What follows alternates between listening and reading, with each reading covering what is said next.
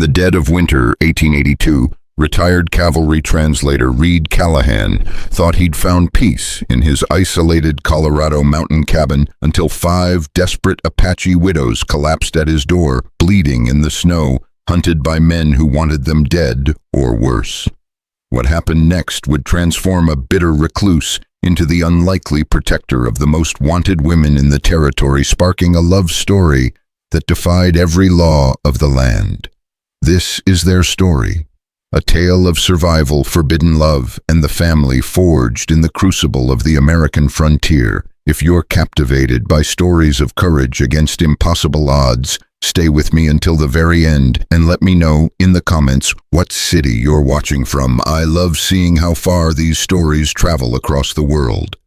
The wind howled through the Colorado Rockies like the voices of the damned, carrying with it the bitter promise of another merciless winter night. Reed Callahan pulled his worn buffalo coat tighter around his shoulders as he stepped onto the covered porch of his cabin, a steaming cup of black coffee warming his calloused hands. The year was 1882, and at 43, Reed had already lived several lifetimes, most of them he wished he could forget. The cabin sat perched on a rocky outcropping like an eagle's nest, commanding a view of the valley below, where the lights of Wolf Hollow twinkled like fallen stars. It was a good place for a man who wanted to disappear, and Reed Callahan had every reason to vanish from the world's memory. The scars that crisscrossed his weathered face told only part of his story, the visible reminders of a dozen frontier battles, Apache raids, and cavalry charges that had left more good men dead than alive. But it was the invisible scars, the ones that carved channels through his soul, that had driven him to this lonely peak 3 years ago. Reed took a long sip of his coffee and gazed out into the swirling snow.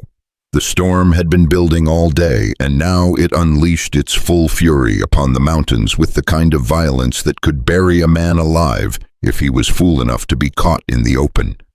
Not that anyone was likely to be traveling on a night like this. The nearest neighbor was 15 miles down a treacherous mountain trail, and the town of Wolf Hollow might as well have been on the moon for all the contact Reed had with its inhabitants. He preferred it that way. People brought complications, and Reed had endured enough complications to last 10 lifetimes. Out here, the only voices he heard were the wind in the pines and the occasional call of a mountain cat. The only law was survival, and the only judge was the harsh mountain winter that showed no mercy to the weak or unprepared. The coffee had grown cold in his hands when he first heard it, a sound that didn't belong to the natural symphony of the storm. Reed's head snapped up, his pale blue eyes scanning the tree line with the instincts of a man who had spent 2 decades translating for cavalry units moving between the world of the U.S. Army and the Apache tribes, with a foot in both camps and trust in neither. There it was again, a human voice, barely audible above the wind, calling out in a language that sent ice through Reed's veins. Apache. The words were fragmented, desperate, but Reed's ear caught them clearly enough. Someone was out there in the storm, and they were in trouble. His first instinct was to step back inside, bolt the door, and pretend he'd heard nothing. Reed Callahan had made his peace with the mountain, with solitude, and with the ghosts that haunted his dreams. The last thing he needed was to invite more ghosts to his door. But as he turned toward the cabin entrance, another voice joined the first. This one clearly a woman's, raw with exhaustion and pain. "Damn it all to hell," Reed muttered, setting down his cup and reaching for the Winchester rifle that never left his side. He'd seen enough suffering in his time to know the sound of it. And despite everything he'd endured, despite all the reasons he had to turn his back on the world, something deep in his chest wouldn't let him ignore those voices. He stepped down from the porch into the knee-deep snow, the wind immediately cutting through his coat like a blade of ice. The storm was worse than he'd realized. Visibility was down to mere feet, and the snow fell so thick it seemed to muffle even his own thoughts. But Reed had learned to read the wilderness like other men read books, and he followed the sound of the voices with the patience of a hunter. 20 yards from his cabin, he found them. 5 figures huddled together against the base of a massive pine tree, their dark forms barely distinguishable from the shadows. As Reed approached, rifle ready but not raised, he could see they were all women, Apache women by their dress and the way they carried themselves even in their obvious distress. Their clothing was torn and blood-stained, their long black hair whipped by the wind, and their faces bore the hollow-eyed look of people who had seen too much and lost even more. The one who seemed to be their leader, a woman who appeared to be in her early 30s with high cheekbones and eyes that burned like coals, even in her weakened state, looked up at Reed's approach. When she spoke, her English was clear, but heavily accented, each word carefully chosen, as if she were weighing the cost of revealing herself to a white man. "Please," she said, her voice barely carrying over the wind, "we are lost, cold, some of us hurt."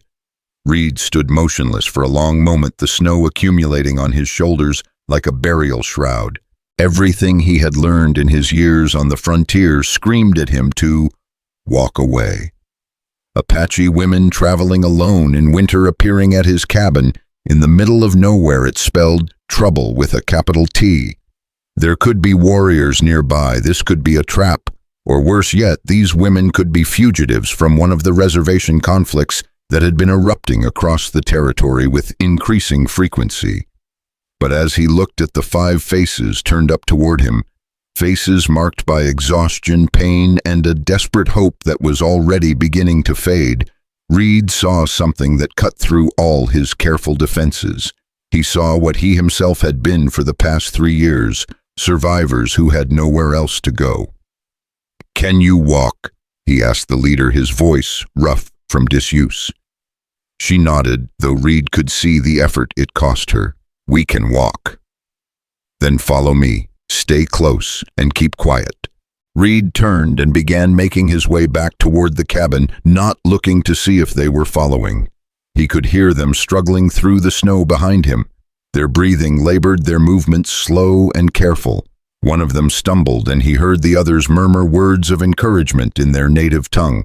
The cabin had never seemed so far away as it did in those few minutes of trudging through the storm. Reed's mind raced with questions and concerns. What was he doing? What kind of trouble was he inviting into his carefully constructed sanctuary? But there was no turning back now, not with 5 women following him through a blizzard that could kill them all if they stayed exposed much longer. When they finally reached the cabin, Reed held open the door and gestured for them to enter. As they filed past him into the warmth and light, he got his first clear look at them. The leader was indeed a striking woman, perhaps 32 or 33, with the kind of natural dignity that couldn't be broken by hardship.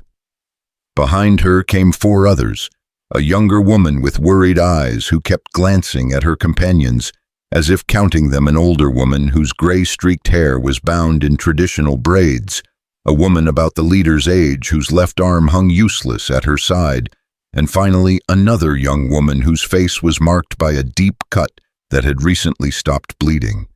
They stood just inside the doorway, water dripping from their clothes to pool on Reed's rough wooden floor, their eyes taking in their surroundings with the alertness of wild animals ready to bolt at the first sign of danger. The cabin was spartanly furnished but solid. A stone fireplace dominated one wall, throwing dancing shadows across the room, while a simple table and chairs occupied the center. Reed's bed was tucked into one corner, and his few possessions were neatly arranged on shelves he'd built himself. "Sit," Reed said, gesturing toward the chair and the bench he'd pulled close to the fire. "All of you, you need to get warm." The leader looked at him for a long moment before translating his words into Apache. The women moved slowly, painfully, settling themselves near the fireplace with the careful movements of people whose bodies had been pushed beyond their limits.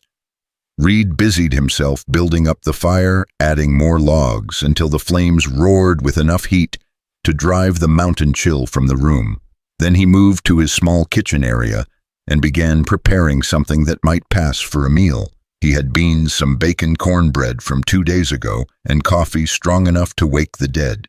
As he worked, he studied his unexpected guests from the corner of his eye. They spoke to each other in low voices, their words too quick and quiet for him to catch much despite his knowledge of their language. But he could sense their wariness, their exhaustion, and underlying it all, their fear. The leader seemed to be conducting some kind of census of their injuries.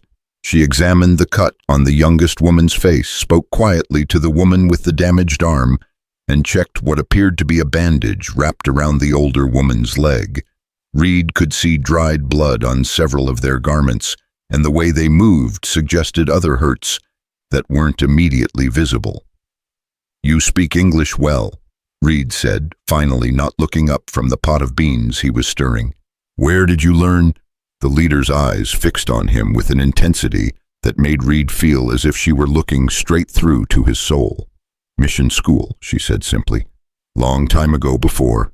She didn't finish the sentence, but Reed didn't need her to. He'd seen enough of the government's efforts to civilize the Apache to know how those stories usually ended. "What should I call you?" Reed asked. She was quiet for so long that he thought she might not answer. When she finally spoke, her voice carried a weight that suggested she was trusting him with something precious. "Sayan," she said. "In English, it means the one who speaks for others." Reed nodded, stirring his beans and thinking about the appropriateness of that name. He could see already that this woman was the voice and the strength that held the group together.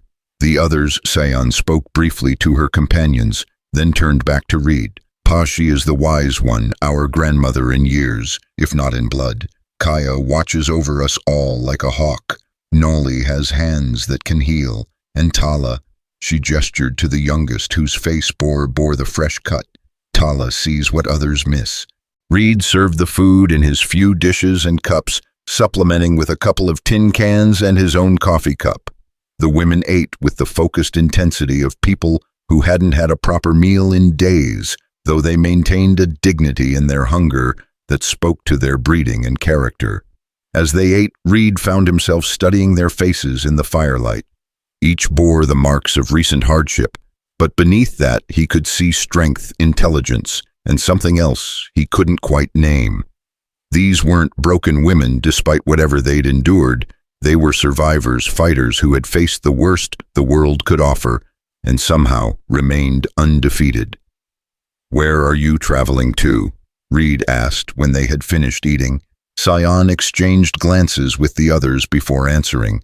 "North, away from—" She paused, seeming to choose her words carefully. "Away from men who would harm us." "What kind of men?" The question hung in the air like smoke from the fire. Reed could see the struggle in Sayan's face, the decision of how much truth to share with a white man who had shown them kindness but who might just as easily turn them over to whatever authorities were looking for them. "Our husbands are dead," Sayan said finally, her voice steady but carrying an undertone of grief that spoke to losses too deep for tears. "Killed 3 months ago in a fight that should never have happened. The men who killed them, they came back. They wanted to finish what they started." Reed felt something cold settle in his stomach. He'd heard stories like this before, tales of frontier justice that had nothing to do with justice at all. Too often the death of Apache warriors was seen as license for further violence against their families, as if grief and loss weren't punishment enough for the crime of being born Apache. "So you ran?" Reed said, not making it a question. "We ran," Sayan confirmed. "For 3 weeks now, we run. Sometimes they find us. We run again. Tonight, the storm, we could not run anymore. We saw your light." Reed moved to the single window and peered out through the frost-covered glass. The storm showed no signs of letting up, and if anything, it seemed to be growing worse. Even if these women had wanted to leave immediately, it would be suicide to send them back out into that white hell. "How many men are following you?" Reed asked. 4, maybe 5, led by a man named Briggs. Sayan's jaw tightened. "He was there when our men died. He made promises about what he would do to us." Reed knew the name Briggs, or at least he knew the type. There were men on the frontier who saw Apache women as spoils of war creatures to be used and discarded without thought or consequence. The fact that these 5 had managed to stay ahead of such men for 3 weeks spoke to their resourcefulness and determination. "They won't travel in this storm," Reed said, though he wasn't entirely sure he believed it. Desperate men sometimes did desperate things. "You're safe here tonight." Sion nodded, but Reed could see she wasn't fully convinced. None of them were. They had the look of people who had learned not to trust in safety, even when it seemed to surround them. The older woman Pa spoke up for the first time, her words in Apache directed at Sion. Reed caught enough to understand that she was asking about sleeping arrangements, about whether they could trust their host, about what morning might bring. Sion translated, though Reed suspected she was softening some of Pa's more direct concerns. "She asks where we should sleep." Reed looked around his cabin, taking inventory of the space. It wasn't large, maybe 20 feet by 30 feet, with the main room, a small storage area, and an even smaller space he used for personal matters. He'd built it for one man living alone, not for 6 people seeking shelter from a storm. "You can have the bed," Reed said, nodding toward his sleeping area. "I've got blankets and furs. I can make do by the fire." "All of us?" Sion asked. "All of you. You need rest and you need warmth. Morning will bring new decisions." As the women began to settle themselves for the night, Reed banked the fire and checked the security of his door and windows. It was probably unnecessary. No one would be moving in this storm, but old habits died hard, especially habits that had kept him alive through 2 decades of frontier warfare. He was arranging his own blankets near the fireplace when Sion approached him, moving quietly so as not to disturb the others. "Reed Callahan," she said softly, and he realized he'd never told her his name. She must have heard it somewhere, which meant she'd been asking questions about him before they'd appeared at his door. "Why do you help us?" It was a fair question, and one Reed wasn't sure he could answer honestly, even to himself. "Because you needed help," he said finally. Many would not see it that way. Apache women alone bringing trouble to a white man's door. Reed was quiet for a moment, staring into the dying flames of the fire. "I've seen enough trouble in my life to know it comes whether you invite it or not. At least this way, I'm choosing my battles." Sion studied his face in the firelight, and Reed had the uncomfortable feeling that she was reading him like an open book. "You were a soldier," she said, not making it a question. "Translator mostly, sometimes scout. I worked with cavalry units, helped them communicate with your people. And now I live alone on a mountain and try not to think too much about the past." Sion nodded as if that made perfect sense to her. "We all carry ghosts," she said quietly. "Some are just heavier than others." She turned to go, then paused. "Reed Callahan, in the morning when this storm passes, what will you do with us?" It was another fair question, and one that Reed had been avoiding thinking about too closely. These women were fugitives, whether they'd committed any actual crime or not. Harboring them could bring down the kind of attention Reed had spent 3 years avoiding. But looking at Sion's face in the dying firelight, seeing the strength and dignity there, he found his answer came easier than expected. "In the morning," Reed said, "we'll see what kind of day it is. Then we'll decide what needs deciding." Sion smiled, then the first real smile Reed had seen from any of them, and it transformed her face completely. For just a moment she looked like what she might have been in a different world. A woman who laughed easily and loved deeply, who hadn't learned to measure every word and weigh every trust. "Thank you, Reed Callahan," she said simply, then moved back to join the others. Reed lay awake for a long time that night, listening to the wind howl around his cabin and the quiet breathing of 5 women who had trusted him with their lives. Outside, the storm raged with a fury that seemed to shake the very foundations of the mountains, but inside, warmed by fire and the unexpected presence of other human beings, Reed Callahan felt something he hadn't experienced in 3 years of self-imposed exile. He felt like he was no longer alone. As sleep finally took him, Reed's last conscious thought was a recognition that his carefully constructed solitude was about to be tested in ways he couldn't yet imagine. 5 Apache widows had appeared at his door like figures from a dream or a nightmare, and their presence would change everything about the life he'd built in these mountains. But lying there by his fire, listening to the storm and the soft sounds of the sleeping women, Reed discovered something that surprised him.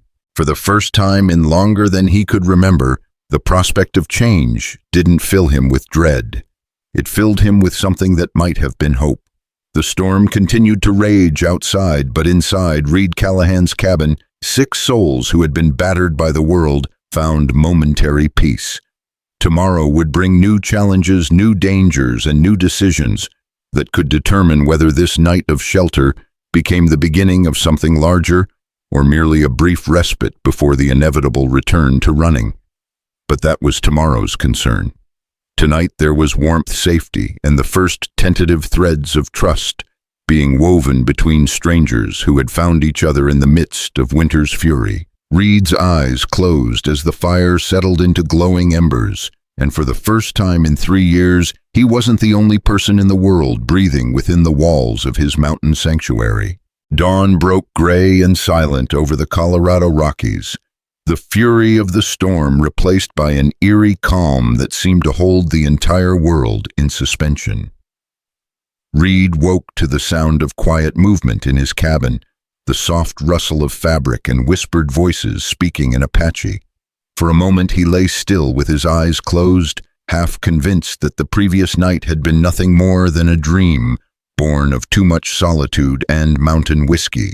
But the voices were real, and when he opened his eyes he saw Sayan crouched by the fireplace, carefully feeding small sticks to the dying embers. She moved with an economy of motion that spoke to years of making do, with little coaxing warmth from reluctant flames, with the patience of someone who understood that survival often depended on such small victories. "Morning," Reed said quietly, his voice rough with sleep. Sayan looked up, her dark eyes meeting his across the dim space of the cabin. "Good morning, Reed Callahan. The storm has passed." Reed sat up, his joints protesting the night spent on the hard wooden floor. Through the frost-covered window he could see that Sayan was right. The snow had stopped falling, and weak sunlight filtered through the pine branches, casting long shadows across the pristine white landscape that stretched endlessly in every direction. The other women were beginning to stir. Pa, the eldest, sat up slowly, her weathered hands pressing against what was clearly a painful back. Kaya, the watchful one, was already awake and positioned near the window where she could observe the approaches to the cabin. Nolly, the healer, was examining Tala's face where the cut had crusted over during the night. "How is she?" Reed asked, nodding toward the youngest woman. Nolly looked up and spoke rapidly in Apache. Sayan translated, "She says the cut is clean, but it will leave a mark. Tala is more worried about—" She paused, seeming to search for the right words. "About the man who gave it to her." Reed felt his jaw tighten. "Briggs, one of his men. When they found us 2 days ago near the river crossing, we fought, we got away, but—" Sayan gestured to the various injuries he could now see more clearly in the morning light. Pa's left leg was wrapped with strips of cloth that had once been part of a dress. Nolly's right hand bore the marks of rope burns. Kaya's movements suggested ribs that hadn't quite healed from some earlier encounter. "How many times have they caught up to you?" Reed asked. 4 times in 3 weeks, Sayan replied. "Each time we escape, but—" She shrugged, a gesture that somehow conveyed both resignation and defiance. "Each time it becomes harder." Reed moved to his small kitchen area and began preparing coffee and what breakfast he could manage from his limited supplies. As he worked, he found himself acutely aware of the women's presence, the way they communicated with glances and subtle gestures, the quiet efficiency with which they organized themselves without getting in each other's way, despite the cramped space. "Tell me about your husbands," Reed said as he waited for the coffee to boil.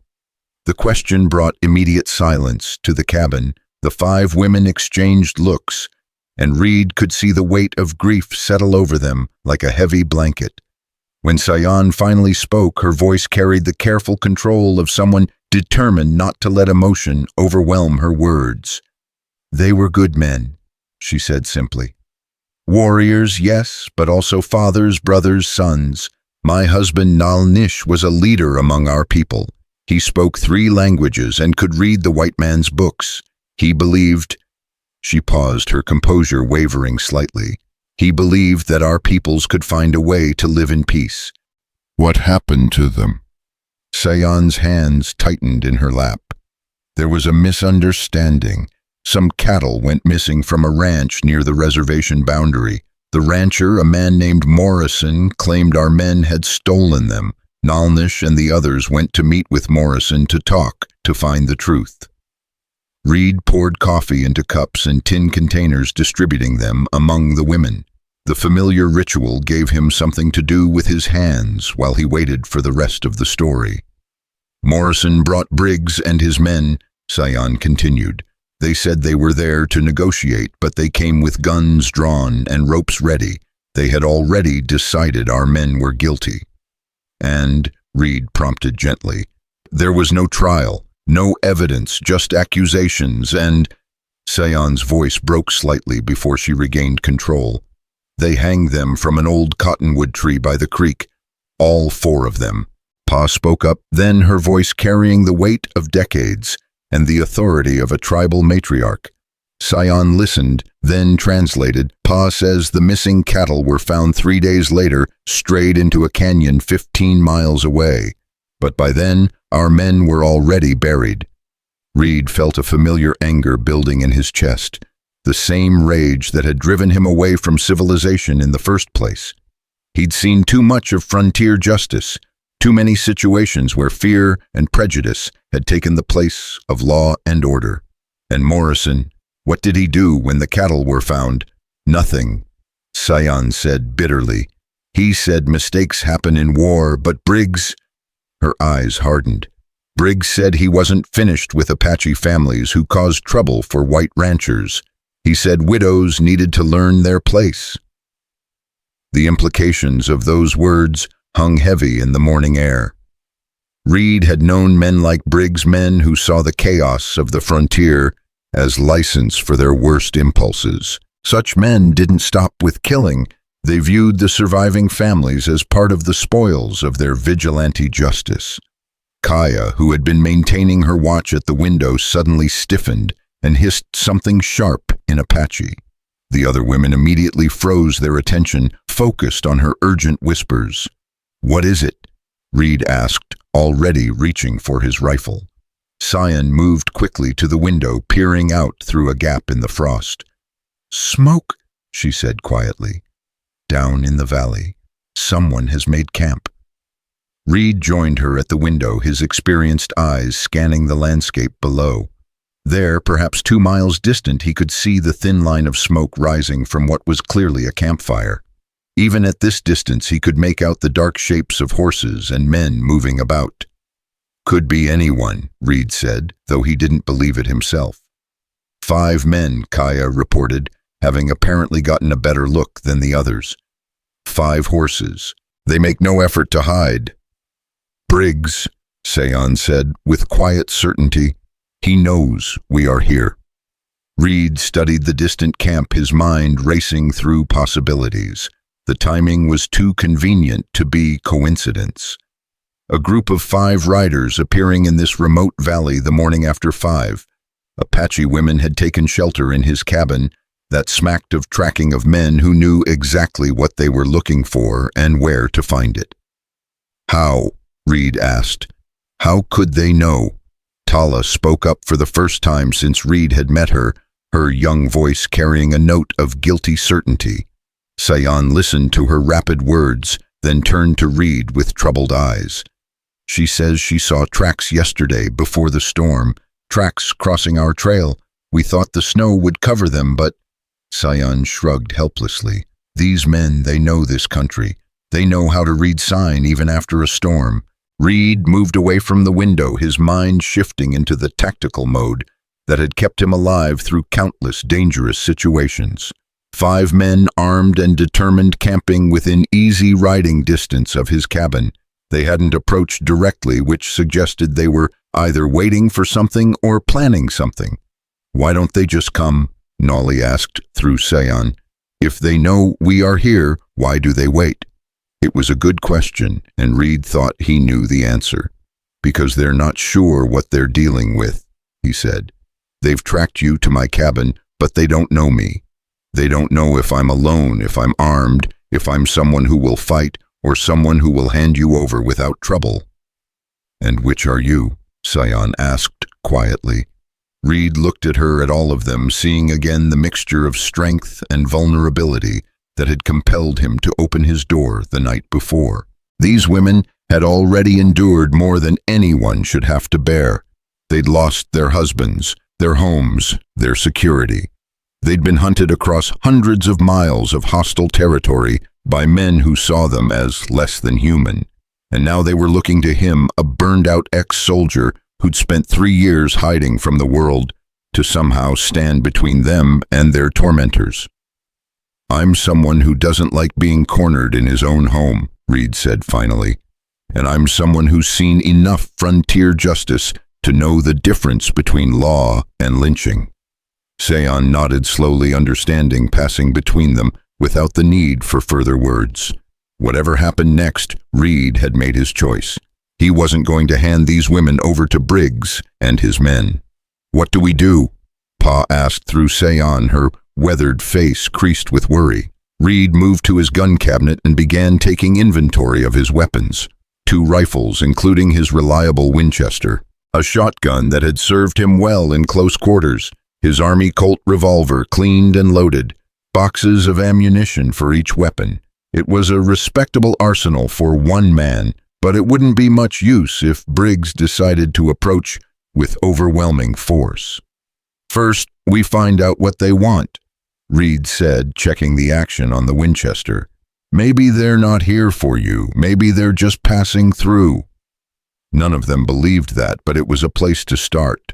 Reed had learned long ago that in dangerous situations, it was better to gather information before making irreversible decisions. "I will go down to them," Seon said suddenly. "I will end this." "Like hell you will," Reed replied without thinking, then caught himself. "I mean, that's not going to solve anything. You think Briggs rode all this way just to have a conversation?" Seon's eyes flashed with anger. "Then what, we hide in your cabin like frightened children while armed men camp at our door?" "We cannot run forever, Reed Callahan. We are tired of running." "I understand that, but walking into their camp is suicide, and suicide doesn't help anyone." Kaya spoke up from her position at the window, her voice urgent. Seon hurried to look, and Reed saw her face tighten with new concern. "What now?" Reed asked. "One of them is riding this way, alone." Reed moved to the window and confirmed what Kaya had seen. A single rider was making his way up the mountain trail toward the cabin, his horse picking its way carefully through the snow-covered rocks. Even at distance, Reed could see that the man rode with the casual confidence of someone who wasn't expecting trouble. "That's either very brave or very stupid," Reed muttered. "Or both," Seon added. Reed made a decision. "All of you get away from the windows. Stay quiet. Let me handle this." The women moved quickly to the back of the cabin, positioning themselves where they could hear but not be easily seen. Reed took up a position near the door, Winchester in hand, but not obviously threatening. If this was going to be a conversation, he'd give it a chance to stay that way, but he wasn't going to be caught unprepared if it turned into something else. The sound of approaching hoofbeats grew louder, accompanied by the jingle of spurs and the creak of saddle leather. Reed heard the horse stop just outside his cabin, followed by the sound of boots hitting the ground. "Hello, the cabin," a voice called out. It was a pleasant enough voice, educated, and carrying the kind of easy authority that came from being accustomed to having orders followed. "Reed Callahan, is it? I'd like a word if you don't mind." Reed opened the door but remained in the doorway, the Winchester held casually but ready.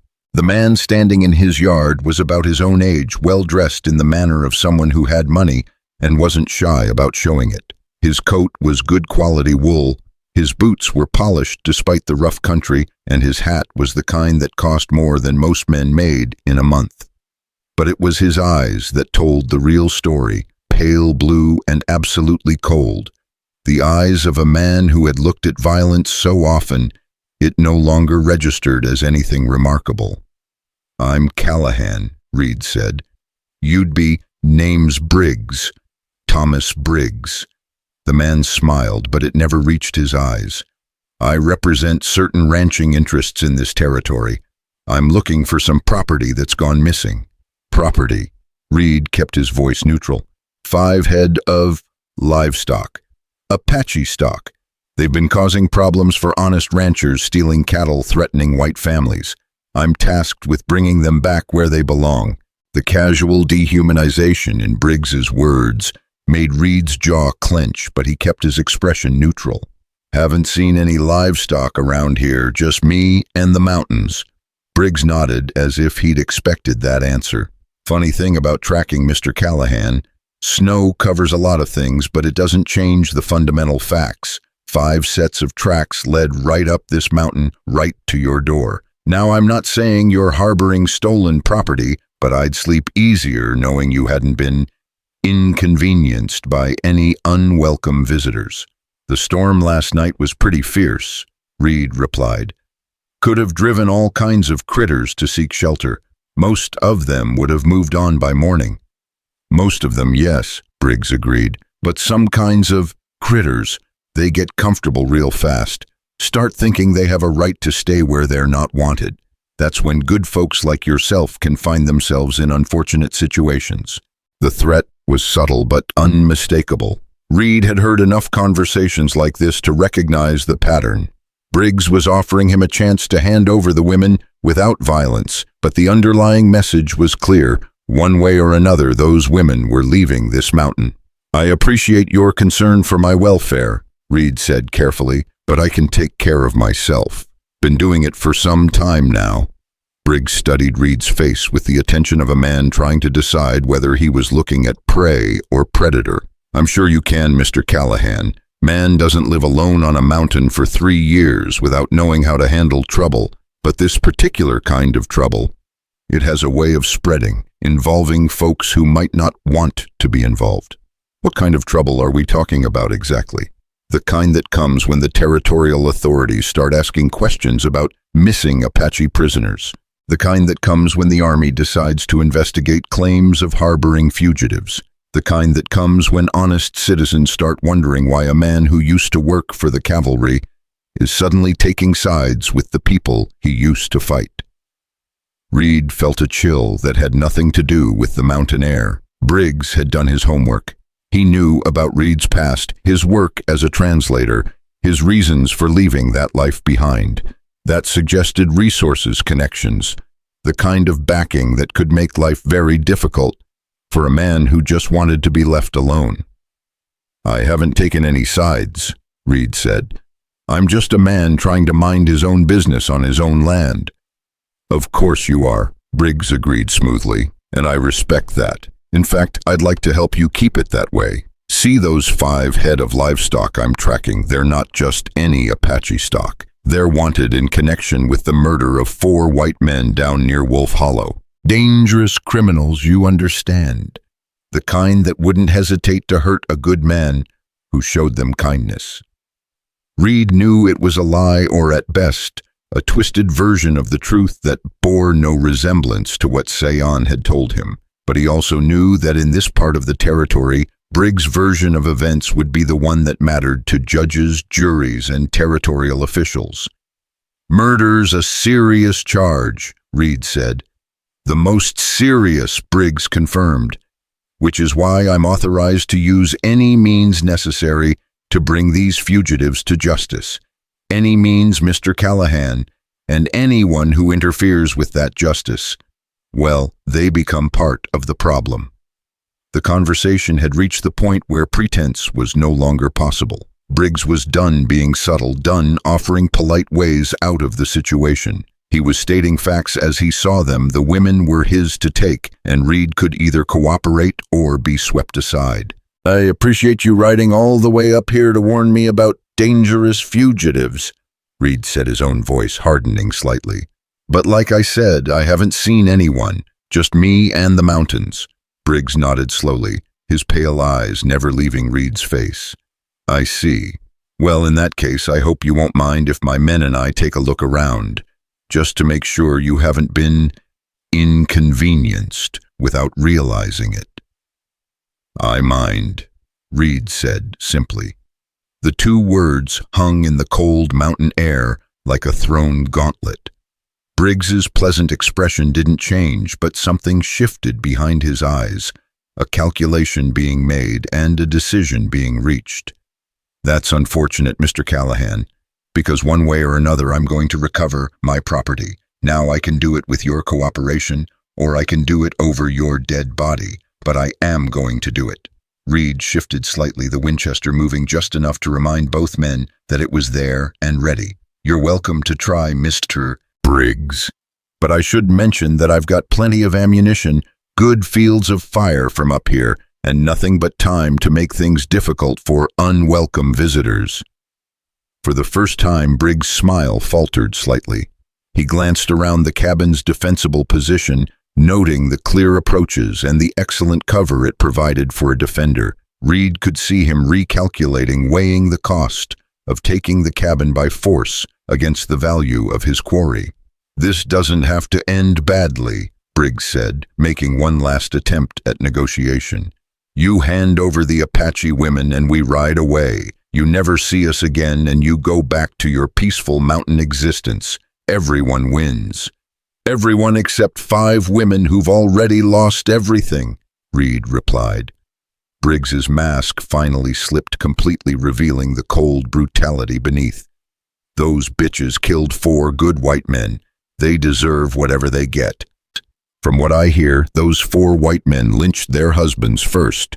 You hear wrong, but even if you didn't, that's the way things work out here. Savages who can't learn to behave get put down, and their families learn to know their place." Reed felt the familiar rage building in his chest, the same anger that had driven him into exile 3 years ago. He'd heard too many men like Briggs justify atrocity with convenience, wrap murder in the flag of civilization. "I think our conversation is over," Reed said quietly. Briggs stared at him for a long moment, then nodded slowly. "Yes, I believe it is." He began walking back toward his horse, then paused and turned back. "Mr. Callahan, I want you to understand something. I've got 4 men down there, all experienced in this kind of work. We've tracked Apache fighters across half the territory, and we've never failed to bring back what we came for. You may think you're doing the right thing, but all you're really doing is making this harder on everyone." "Maybe," Reed conceded, "but it's my choice to make." Briggs mounted his horse with fluid grace, settling into the saddle like a man born to it. "Indeed it is, and you'll live with the consequences or die with them." He turned his horse and began riding back down the mountain trail, leaving Reed standing in his doorway with a Winchester in his hands, and the absolute certainty that the conversation had settled nothing except the terms of the conflict to come. Reed remained in the doorway until Briggs disappeared into the trees, then closed and barred the door. When he turned back to the interior of his cabin, he found 5 pairs of eyes watching him, with expressions ranging from gratitude to concern to grim determination. "Well," Sion asked simply. "He wants you back," Reed said. "Claims you're wanted for murder." Sion's face hardened. "And you believe him?" "I believe he'll kill anyone who gets in his way of taking you." The women exchanged glances, holding one of those silent conversations that seemed to be their specialty. Finally, Pa spoke up her words, translated by Sion. "She says we should go. We should not bring this violence to your door. You have shown us kindness, but we have no right to ask you to die for us." Reed looked at the 5 faces watching him, seeing in them the echoes of every injustice he'd witnessed in his years on the frontier. These women had done nothing wrong except survive the murder of their husbands. They'd fled across hundreds of miles of hostile territory, fighting for their lives every step of the way. And now they were prepared to walk back into the hands of their tormentors rather than see him come to harm. "Like hell," Reed said simply. "This is my mountain, my cabin, and my choice. Briggs wants you, he goes through me." Sayan studied his face with those dark eyes that seemed to see everything. "You know what this means. There will be no going back to your peaceful life. They will never leave you alone now." Reed thought about that, about the 3 years of solitude he'd built on this mountain, about the careful distance he'd maintained from a world that had caused him nothing but pain. All of that was gone now, swept away by a storm that had brought 5 desperate women to his door. "Maybe it's time," Reed said quietly. "Maybe I've been alone on this mountain long enough." The silence that followed Reed's declaration stretched like a taut wire, broken only by the distant sound of Briggs' horse picking its way down the mountain trail. Through the frost-covered window, Reed could see the man's retreating figure, but he knew this was far from over. Men like Briggs didn't ride away from confrontations. They regrouped, planned, and came back with overwhelming force. Sayan moved closer to Reed, her voice dropping to barely above a whisper. "How long do we have?" Reed considered the tactical situation, drawing on 2 decades of frontier warfare experience. He'll want to move before dark. Attacking a fortified position at night gives the defenders too many advantages. But he'll also want time to plan, maybe bring his men up closer without being seen. He glanced at the sun's position through the window. "I'd guess we have maybe 4 or 5 hours. Kaya spoke rapidly in Apache, her tone urgent. Sayan listened, then translated. "She says she saw something else while the man was here. Movement in the trees to the east. They may already be surrounding us." Reed cursed under his breath. If Briggs had been smart enough to position his men while conducting his distraction conversation, the tactical situation was already worse than Reed had hoped. How many did she see? 2, maybe 3 men, moving carefully, staying in cover. Reed moved to the eastern window, peering through the gaps in the frost. The terrain on that side of the cabin was more heavily wooded, offering plenty of concealment for men who knew how to move quietly. If Briggs had positioned shooters there while making his friendly visit, they could already have the cabin's exits covered. "We need to know what we're dealing with," Reed said, more to himself than to the others. He turned back to the women. "Can any of you shoot?" Nolly raised her hand tentatively, then spoke in Apache. Sayan translated. "She says her husband taught her to use a rifle for hunting. She is not expert, but she can hit what she aims at." "That's more than nothing," Reed replied. He moved to his gun cabinet and withdrew his spare Winchester along with a box of cartridges. "Anyone else?" Tala, the youngest, spoke up in halting English. I learned some from my brother before." She didn't finish the sentence, but Reed understood. "Before her brother was killed, along with the other men." Reed nodded and handed her the shotgun. "This one's easier. Point it where you want the shot to go and pull the trigger.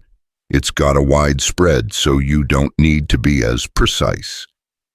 Pa watched these preparations with the stoic expression of a woman who had seen too much violence in her lifetime, but she spoke firmly to Sayan, who translated. "She says if we are going to fight, we should do it properly. She knows where men hide when they attack cabins. She has seen it before." "Where?" Reed asked. Pa moved to the window and pointed toward a cluster of large boulders about 60 yards down the slope. Even through the frost, Reed could see that the rocks would provide excellent cover for riflemen, while offering clear lines of fire to the cabin. Then she pointed to a stand of trees on the opposite side, equally well positioned for a crossfire. "She's right," Reed admitted. "Those are exactly where I'd put my men if I were planning to take this place." Sion looked from Reed to the weapons he'd distributed to her companions, her face grave with the understanding of what they were all accepting. There must be another way, some path that does not end in blood. Reed wished he could offer her hope, but his experience had taught him to recognize certain kinds of men and certain kinds of situations. Maybe there is, but we need to prepare for the possibility that talking isn't going to work. As if summoned by his words, a new sound reached them from outside, the measured clip-clop of multiple horses moving at a careful walk. Reed motioned for silence and crept to the window, peering out through a gap in the frost. 4 riders were approaching along the main trail, moving in a loose formation that spoke to military training or extensive experience in hostile territory.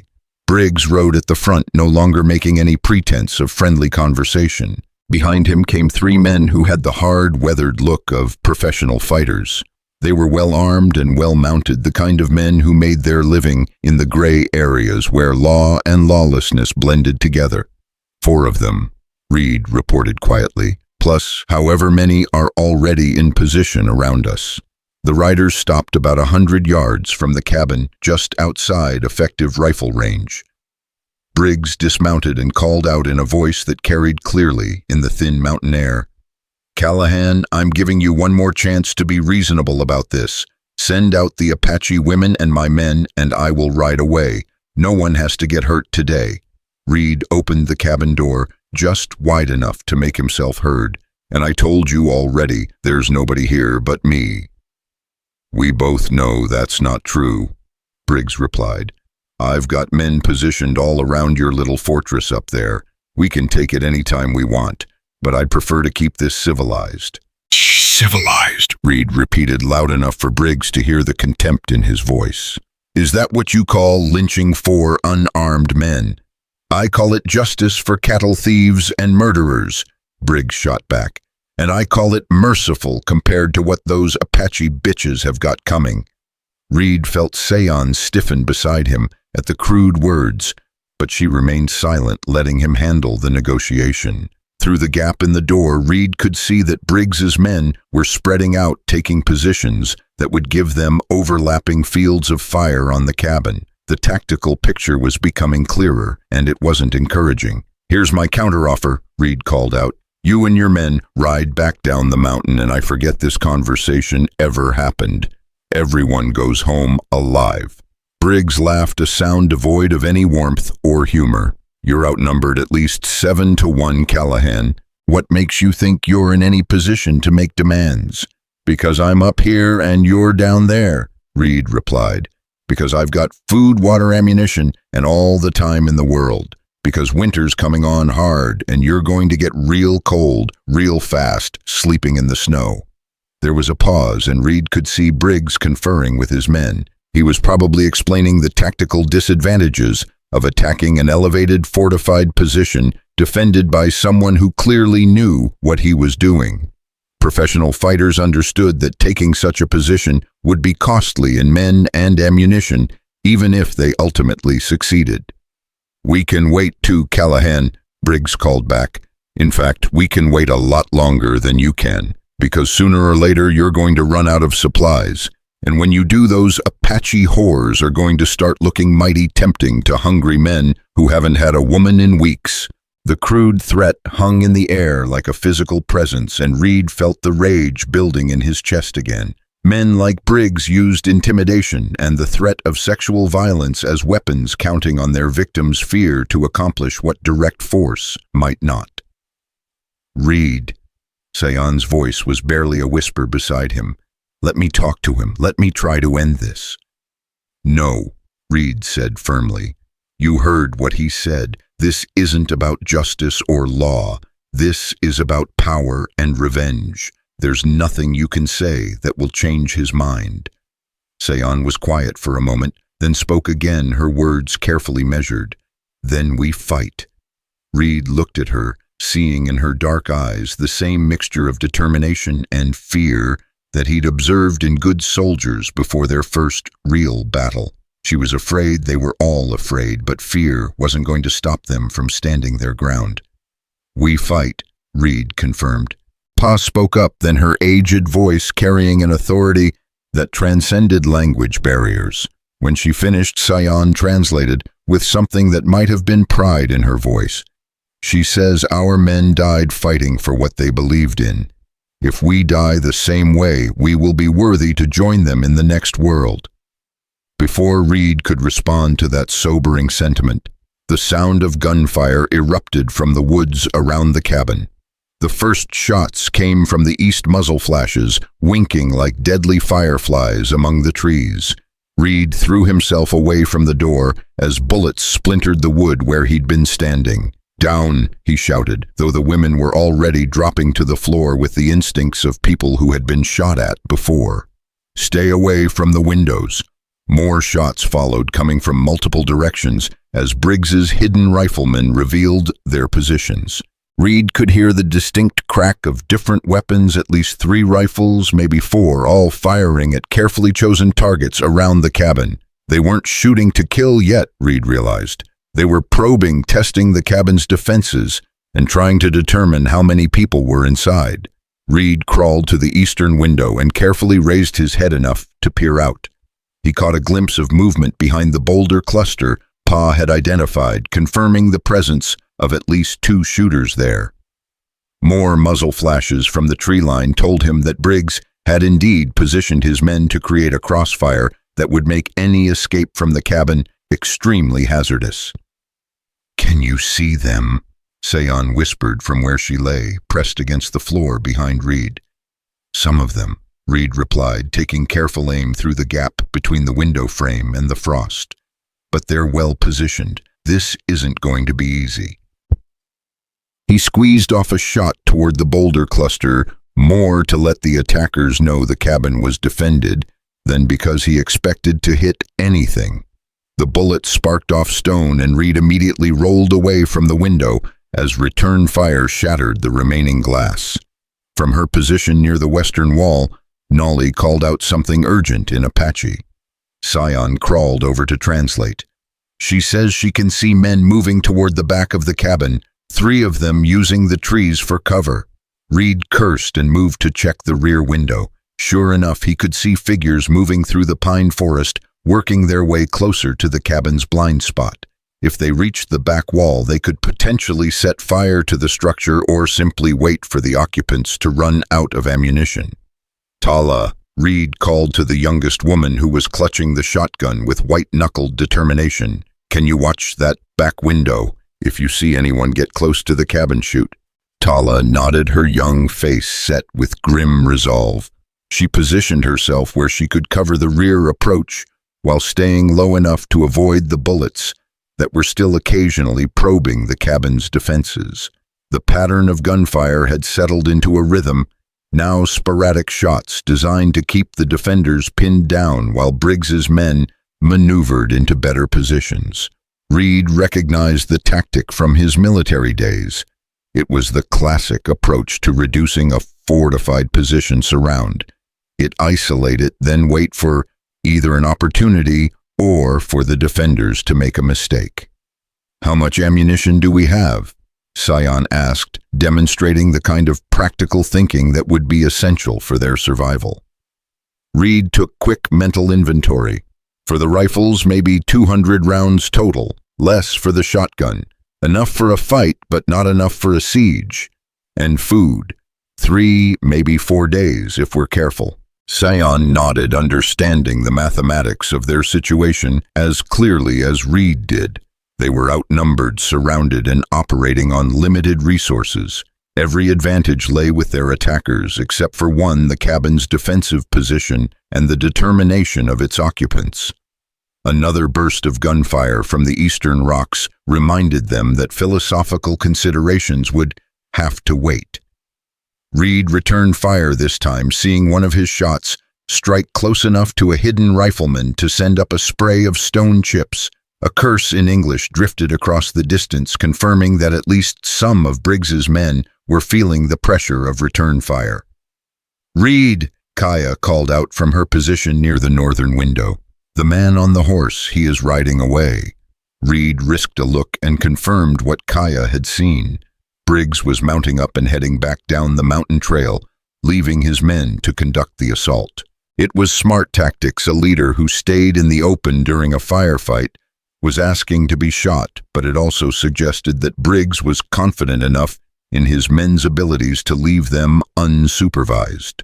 The afternoon dragged on in a pattern of sporadic gunfire and tense waiting. Reed and the women took turns watching different approaches to the cabin, returning fire when they had clear targets and conserving ammunition when they didn't. The attackers seemed content to maintain pressure without committing to a full assault, suggesting they were either waiting for something or hoping the defenders would exhaust their resources. As the sun began its descent toward the western peaks, casting longer shadows across the snow-covered landscape, Reed realized that Briggs's strategy was becoming clear. The attackers were going to wait until darkness gave them additional cover, then attempt to storm the cabin under cover of night. "They're going to come at us after dark," Reed told Sion during a brief lull in the shooting. "How can you be sure? Because that's what I would do. Right now we can see them coming. Once the sun goes down, they can get a lot closer before we spot them." Sion considered this, then spoke briefly to the other women in Apache. The conversation was short but intense, and when it was over, all 5 women were looking at Reed with expressions of grim determination. "We have decided," Sion said simply. "Whatever happens tonight, we will not be taken alive. You understand?" Reed understood all too well. He'd seen what men like Briggs did to Apache women they captured, and he couldn't blame these 5 for preferring death to that fate. But he also wasn't ready to give up the fight. "We're not dead yet," Reed said firmly, "and I've been in worse situations than this." "Have you?" Sion asked, and there was genuine curiosity in her voice, despite their circumstances. Reed thought back to a dozen firefights, ambushes, and desperate stands during his years as a cavalry translator. "Once down near the Gila River, I was pinned down for 2 days with a wounded lieutenant and a broken rifle. Thought we were finished for sure." "What happened?" "We got rescued by a war party of Chiricahua Apache who decided they hated our attackers more than they hated us." Despite everything, Sion smiled at that. "Perhaps we will have such luck again." Before Reed could respond, the sound of splintering wood came from the eastern wall of the cabin. One of the hidden riflemen had found his mark, punching a bullet through the logs near where Pa was positioned. The elderly woman didn't flinch, but Reed could see splinters in her graying hair. "They're getting our range," Reed muttered, moving to return fire toward the muzzle flash he'd spotted. His shot went wide, but it was close enough to make the shooter duck back behind cover. As if sensing that the defenders were beginning to feel the pressure, the volume of incoming fire suddenly increased. Rifles cracked from 3 different directions, and Reed could hear bullets slamming into the cabin's log walls with increasing frequency. "They're trying to soften us up before their main attack," Reed explained to Sion, who was pressed against the floor beside him. "Making us keep our heads down, maybe hoping to get lucky and hit someone." Tala suddenly called out from the back window, her voice high with excitement and fear. "Men coming, 2 men very close." Reed spun toward the rear of the cabin just as the distinctive boom of the shotgun filled the small space with sound and smoke.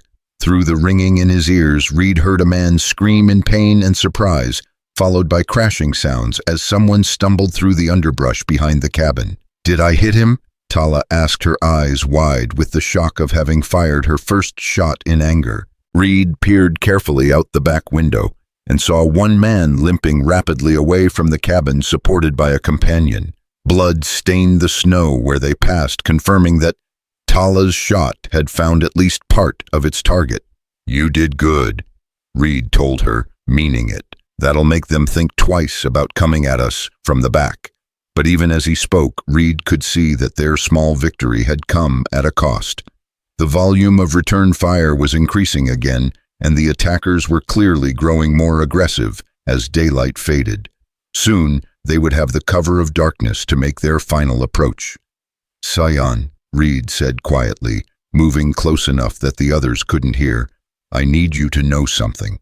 If this goes bad, if they overrun us, I want you to take the others and try to make it out through the back. There's a game trail about 50 yards behind the cabin that leads down to the creek. Follow it downstream, and it'll take you toward Sinma town." Sayan shook her head firmly. "We stay together, all of us. This isn't about bravery, it's about survival. If even one of you escapes, you can tell people what really happened here." "And you?" Sayan asked. Reed checked his rifle and settled back into position at the eastern window. "I'll buy you as much time as I can." Before Sayan could argue further, the pattern of gunfire changed again. Instead of the sporadic probing shots they'd been receiving all afternoon, a sustained barrage erupted from all directions around the cabin. Bullets slammed into the log walls, shattered the remaining window glass, and filled the air with the whine of ricochets and the smell of gunpowder. "This is it," Reed shouted over the noise. "They're coming." Through the chaos of gunfire and splintering wood, Reed could see muzzle flashes erupting like deadly fireflies from every direction around the cabin. The sustained barrage was designed to keep the defenders' heads down, while Briggs' men made their final approach under cover of the growing darkness. Reed pressed himself against the log wall and tried to count the different weapons, firing at least 6 rifles, maybe 7, all coordinated in a way that spoke to military training or extensive experience in this kind of work. "Stay down," Reed shouted to the women, though they were already hugging the floor with the instincts of people who had learned that survival meant making yourself as small a target as possible. Splinters of wood filled the air as bullets found gaps between the logs, and the acrid smell of gunpowder began to mix with the familiar scents of pine and wood smoke. Sayan crawled toward him, keeping low as a bullet shattered what remained of the eastern window above her head. "How many are there?" she asked, having to raise her voice to be heard over the continuing gunfire. "More than we thought," Reed replied grimly. He risked a quick look out the window and immediately ducked back as return fire peppered the opening. In that brief glimpse, he'd seen at least 3 men advancing through the trees using the covering fire to move closer to the cabin. Briggs must have called in reinforcements. The tactical situation was deteriorating rapidly. What had started as a standoff between roughly equal forces was now clearly an assault by superior numbers against a fixed defensive position. Reed had enough experience in frontier warfare to recognize the pattern. This was how Apache strongholds were reduced, how cavalry outposts were overrun, how desperate last stands usually ended. Kaya called out urgently from the northern window, her words in Apache, conveying information that didn't need translation. Reed could hear it himself now, the sound of men moving through the snow, getting closer with each passing moment. The covering fire was working exactly as intended, pinning the defenders while the assault teams maneuvered into position. "Nolly," Reed called to the woman with the spare Winchester. "Can you see anything from your side?" Nolly pressed herself against the western wall and carefully peered out through a gap between the logs. Her answer came in rapid Apache, translated quickly by Sayan. "She says 2 men, maybe 3, moving through the rocks. They will be at the cabin in minutes." Reed made a quick tactical decision. "We can't let them reach the walls," he told Sayan. "If they get close enough to set fire to the cabin or throw dynamite, we're finished. What do you want us to do?" "When I give the signal, everyone with a gun needs to shoot at the same time. Make them think there are more of us than there really are. Maybe make them hesitate long enough for us to pick off a few." Sayan translated rapidly to the others, and Reed saw Nolly and Tala check their weapons with the grim efficiency of people who understood that their lives depended on making their shots count. Even Pa, armed only with Reed's army revolver, positioned herself where she could contribute to the defense. Reed waited, listening to the sounds of approaching men and counting the rhythm of the covering fire. Professional fighters developed patterns even in the chaos of battle, and he was beginning to read the tempo of this assault. The covering fire would slacken momentarily as the advancing men reached their final positions, and that would be the moment to strike back. "Get ready," Reed whispered, raising his Winchester and sighting on the area where he'd last seen movement. 3, 2, 2, 1, now. The interior of the cabin erupted in a thunderous volley as 5 weapons discharged simultaneously. Reed's shot took one of the advancing men in the chest, spinning him around and dropping him into the snow. Nolly's rifle cracked an instant later, and Reed heard a scream of pain from the rocks on the western approach. Tala's shotgun boomed from the back window, followed by curses in English, as buckshot found its mark among the trees. The effect was immediate and dramatic.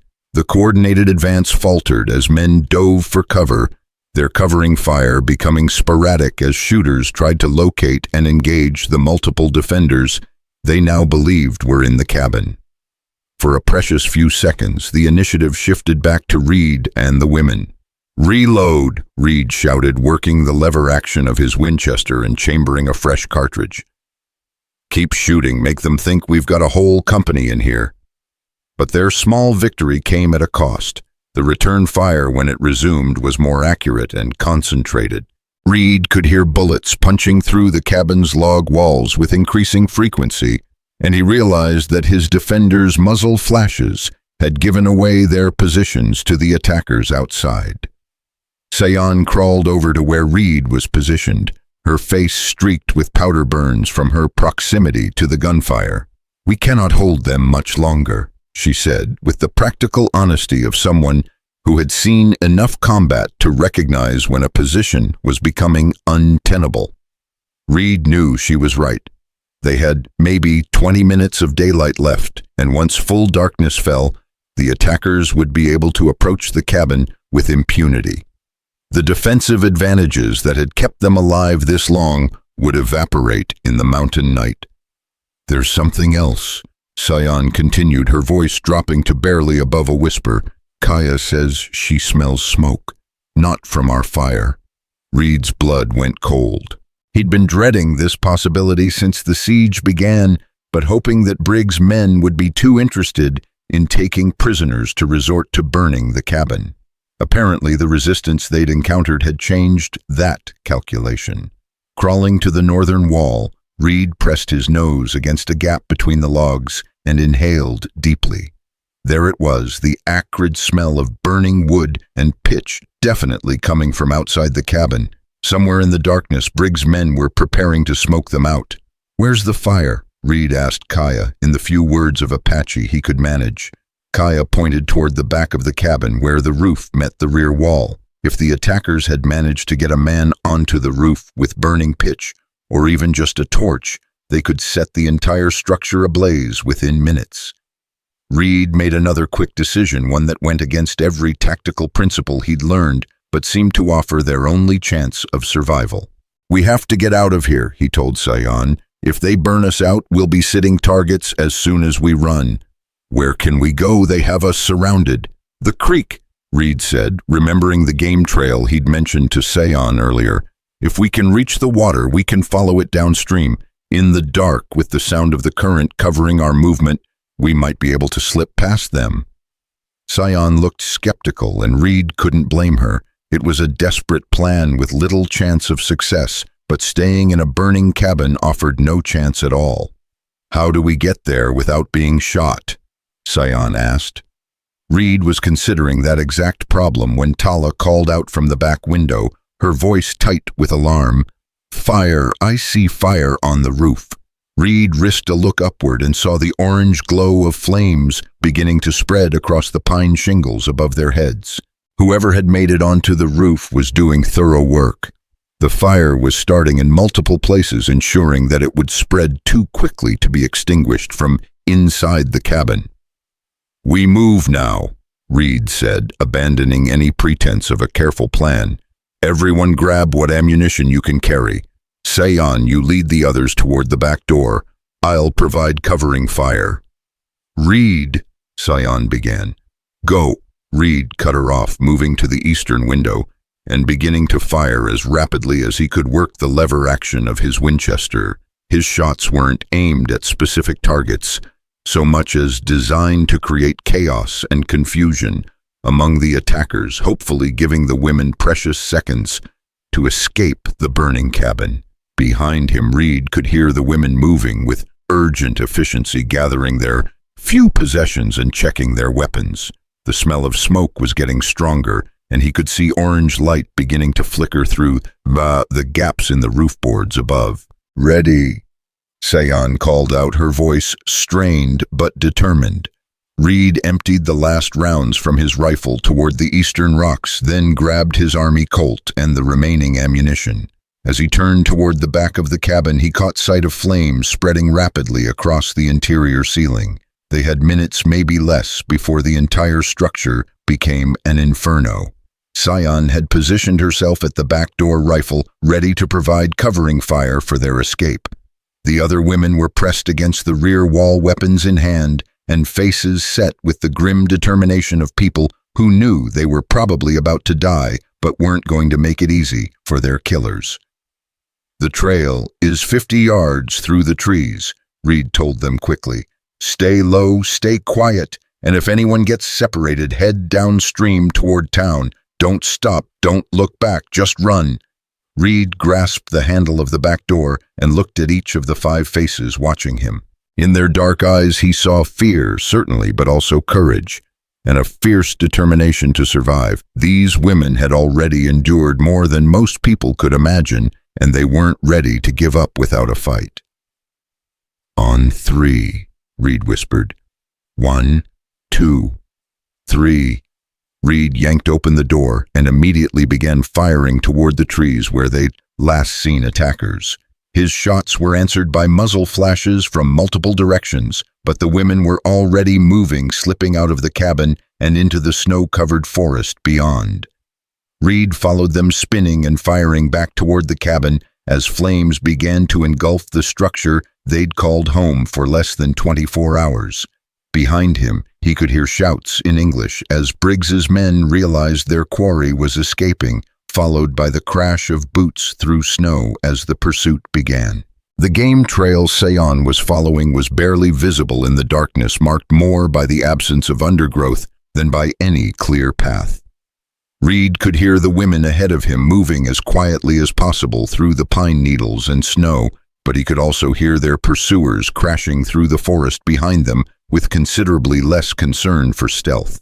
A rifle cracked from somewhere to Reed's left, and he heard the distinctive whine of a bullet passing close to his head. He turned and fired twice toward the muzzle flash, then resumed his retreat down the darkening trail. Behind them, the burning cabin was beginning to illuminate the entire mountainside, creating dancing shadows that made it difficult to distinguish between trees and men.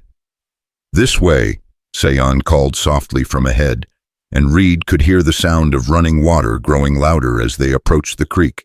The game trail began to descend, more steeply, winding between large boulders and fallen logs that provided some cover from their pursuers. Reed caught up with the women at the creek's edge, where Seon had stopped to let the others catch their breath and assess their situation. The water was running fast and high with snowmelt, and Reed could see that crossing it would be treacherous in the darkness. "Downstream," Reed said quietly, pointing toward the sound of rapids in the distance. "The water will cover the sound of our movement, and the terrain gets rougher. Maybe we can lose them in the rocks." They began following the creek bank, moving as quickly as the treacherous footing allowed. Reed brought up the rear, stopping frequently to listen for sounds of pursuit. The voices and crashing sounds were getting closer, confirming that Briggs's men were following the same trail and gaining ground. After what felt like hours but was probably only minutes, Kaya suddenly stopped and hissed for silence. Reed froze, straining his ears to identify what had alarmed her. Then he heard the sound of men moving through the forest on the opposite side of the creek, paralleling their route and trying to get ahead of them. "They've split up," Reed whispered to Seon. "Some are following us, others are trying to cut us off downstream." Seon's face was barely visible in the darkness, but Reed could see the desperation in her eyes. "What do we do?"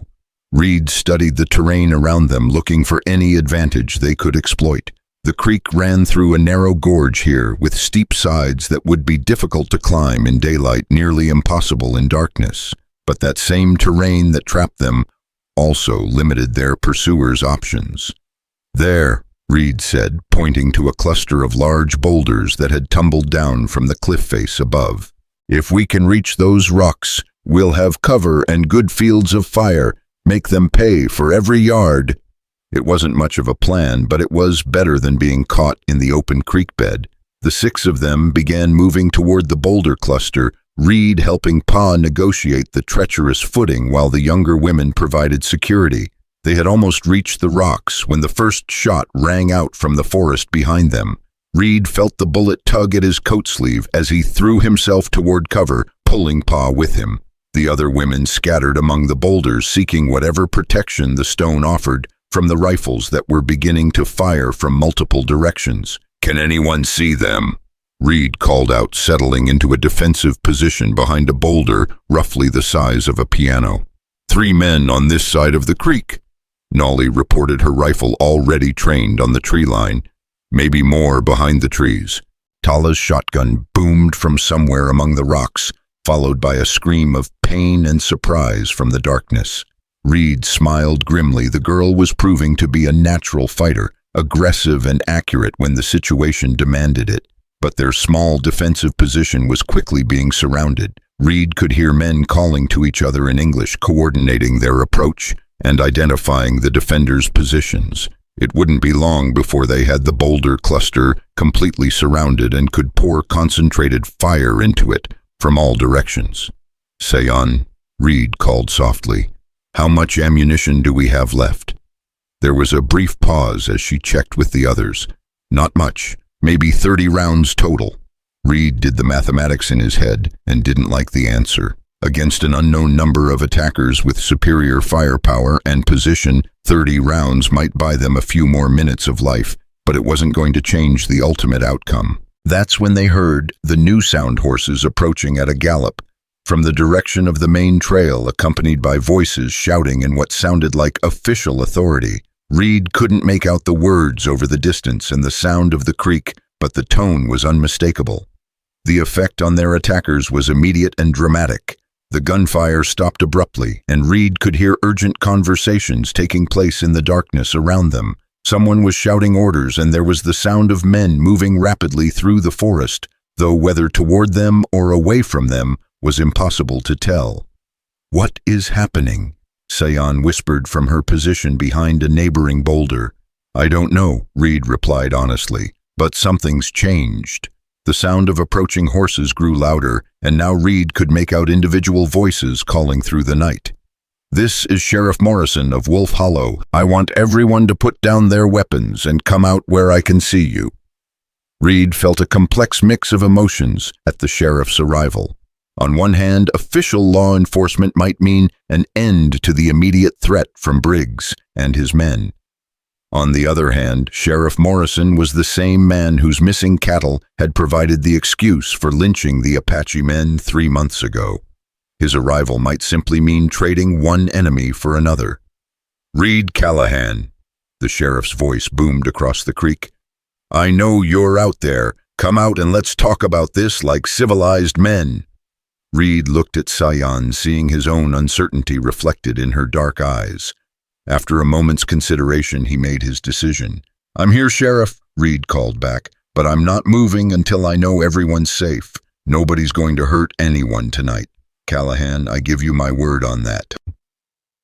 It wasn't much of a guarantee from a man whose word had already been proven worthless once, but Reed could hear the sounds of Briggs' men withdrawing from their positions around the boulder cluster. Whatever had brought the sheriff here tonight, it had apparently changed the tactical equation. "What about Briggs and his men?" Reed shouted back. There was a pause, then Morrison's voice again somewhat cooler. "Mr. Briggs has been asked to return to town with his associates. This matter is now under official investigation." Reed heard Sayon draw in a sharp breath beside him. "Do you believe him?" she whispered. "I don't know," Reed replied honestly, "but we're not in much position to argue." Slowly, carefully, Reed emerged from behind his boulder with his hands raised but his rifle still ready. The other women followed his lead, though he could see that they kept their weapons close and their eyes on the tree line where Briggs's men had last been positioned. Sheriff Morrison rode down into the creek bed accompanied by 2 deputies, all 3 men carrying rifles and wearing the grim expressions of lawmen who had been called out on an unpleasant duty. Morrison was a big man with iron gray hair and the weathered face of someone who had spent decades dealing with frontier justice in all its complexities. "Callahan," Morrison said, reining in his horse about 20 feet away, "you've got yourself into quite a situation here." "Didn't have much choice in the matter, Sheriff. These women came to my cabin seeking shelter from a storm. When Briggs showed up demanding I hand them over, things got complicated." Morrison's eyes moved from Reed to the 5 Apache women, taking in their torn clothing, their makeshift weapons, and the determined set of their faces. These the women wanted in connection with the Morrison Ranch incident. Reed felt his jaw clench at the casual way Morrison referred to the lynching of 4 innocent men as an incident, but he kept his voice level. "These are 5 widows whose husbands were murdered 3 months ago. They've been running from Briggs and his men ever since." "That's not how Briggs tells it," Morrison said carefully. "According to him, these women were present when 4 white men were killed. He says he has authority to bring them back for questioning." "Authority from who?" Reed demanded. Morrison shifted uncomfortably in his saddle. "Well, that's where things get a bit complicated. See, I sent a wire to the territorial authorities this afternoon asking about Briggs's legal standing in this matter. And it turns out Mr. Briggs doesn't have any official authority to do much of anything. Near as the territorial marshal can tell, he's been operating on his own initiative, claiming to represent ranching interests that never actually hired him." Reed felt a surge of hope mixed with anger. "So you're telling me that Briggs has been hunting these women across half the territory with no legal authority whatsoever?" "That appears to be the case," Morrison admitted reluctantly, "which is why I rode up here tonight to put a stop to this business before someone got killed." Sion stepped forward, her rifle lowered but still ready. When she spoke, her English was clear and precise, carrying the weight of months of pain and fear. "Sheriff Morrison, these men burned this good man's cabin and tried to murder us all. Will there be justice for that?" Morrison looked at her for a long moment, and Reed could see him weighing his words carefully. "Ma'am, I'm going to be honest with you. Justice in this territory is complicated when it comes to matters between white folks and Apache folks, but I can promise you that you won't be harmed while you're under my protection." It wasn't much of a promise, and they all knew it, but it was more than they'd had an hour ago when death seemed certain. "What happens now?" Reed asked. "Now you all come back to town with me," Morrison said. "I've got questions that need answering, and there are people who need to hear the truth about what happened here tonight." Reed looked at the 5 women, seeing the exhaustion and uncertainty in their faces. They had survived another night, but the future remained as uncertain as ever. Behind them, the orange glow of Reed's burning cabin painted the mountainside with flickering light, a funeral pyre for the solitary life he had built and lost in the space of 24 hours. "All right, Sheriff," Reed said finally. "We'll come with you. But I want your word that these women will be treated with respect and given a fair hearing." Morrison nodded slowly. "You have my word, Callahan. Whatever else happens, they'll get their day in court." As they began the long ride down the mountain toward Wolf Hollow, Reed found himself riding beside Sion, their horses picking their way carefully through the snow-covered rocks. Behind them, the flames from the burning cabin were gradually dying down, leaving only the cold stars to light their way. "What will happen to us in town?" Sion asked quietly. Reed wished he had a good answer for her. "I don't know. Morrison seems to be trying to do the right thing, but there are a lot of people in Wolf Hollow who won't be happy to see you." Sion nodded, understanding the complexities of frontier justice as well as anyone. "At least we will face whatever comes together." Reed looked at her profile in the starlight, seeing the strength and dignity that had kept her and her companions alive through months of hardship and danger. Something had changed between them during the long day of siege and escape, some bond forged in the crucible of shared danger. Together, Reed agreed, and meant it with a depth that surprised him. As their small procession wound its way down the mountain trail toward an uncertain future in Wolf Hollow, Reed realized that his old life of solitary exile was truly over. Whatever came next, he would face it alongside these 5 remarkable women who had transformed him from a bitter hermit into something he had thought lost forever, a man willing to fight for others, willing to risk everything for the chance to build something better than what existed before. The burning cabin behind them had been more than just a dwelling. It had been a symbol of his retreat from the world, his refusal to engage with the complexities and injustices of frontier life. Now riding toward town with 5 Apache widows whose cause he had made his own, Reed understood that some things were worth more than peace and solitude. Some things were worth fighting for, no matter what the cost. The ride to Wolf Hollow took most of the night, their horses picking their way carefully down the treacherous mountain trail by starlight. Reed found himself studying the faces of his companions in the pale moonlight that filtered through the pine branches, seeing how the events of the past day had changed them all. The 5 Apache women rode with the posture of people who had survived another brush with death, but knew their trials were far from over. Sheriff Morrison and his deputies maintained the wary alertness of lawmen, bringing potentially explosive tensions into a town that wasn't known for its tolerance.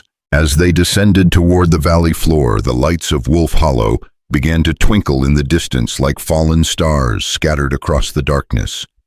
Reed had avoided the town for 3 years, conducting his rare business through intermediaries and supply runs that kept him well clear of the social complexities that came with frontier communities.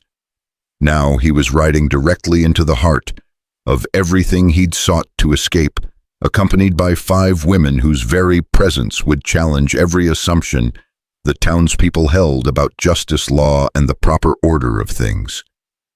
"Reed," Sion said quietly, her horse stepping carefully alongside his on the narrow trail. "What kind of place is this Wolf Hollow?" Reed considered his words carefully, knowing that whatever he told her would shape her expectations for what they might face in the morning.